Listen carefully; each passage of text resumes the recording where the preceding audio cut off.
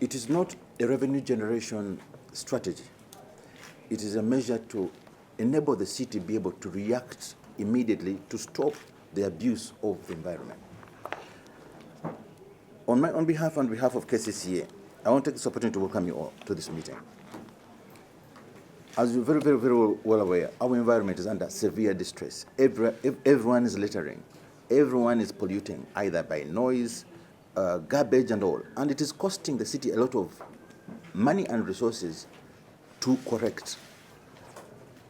This express penalty scheme will assist the authority reduce on the negatory expenditure it incurs in the process of trying to correct the mistakes that are avoidable. We shall be aggressive this time to ensure that the city or the smart city we strive to achieve is achieved. Otherwise, we're in a state of danger. If you move around the city, I'm sure many of you do not enjoy the sights you see around the city. Garbage everywhere, piles of mud, sites that are unsightly. Somebody's building and dumping on the side. Even the development control teams are affected. You go to a site, a dirty site, a filthy site, and somebody's not trying to protect the environment. Keep the city safe and neat.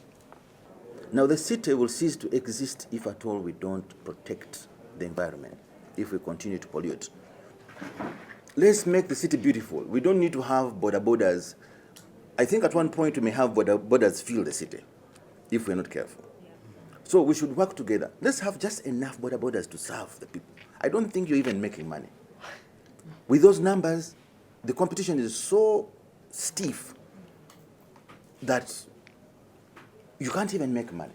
You cannot profitably operate a border. And I'm sure our brothers, the taxi operators, they have been affected. Because somebody wants to ride a border from his door place, from his home into his office. We should allow the different modes of transport to work. Let the border do the last mile.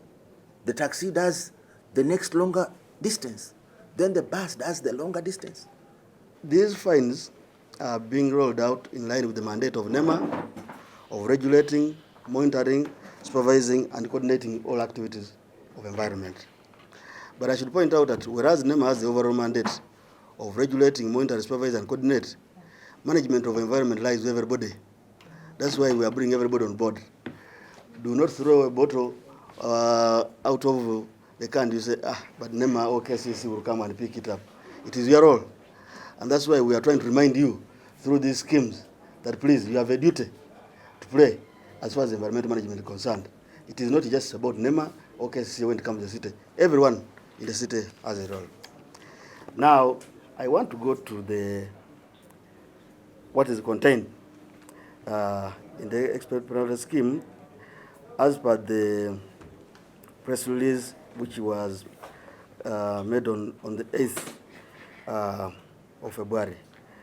But I will also point out that one of the reasons why we have been invited, because you are stakeholders, you need to make an input before we roll out, okay?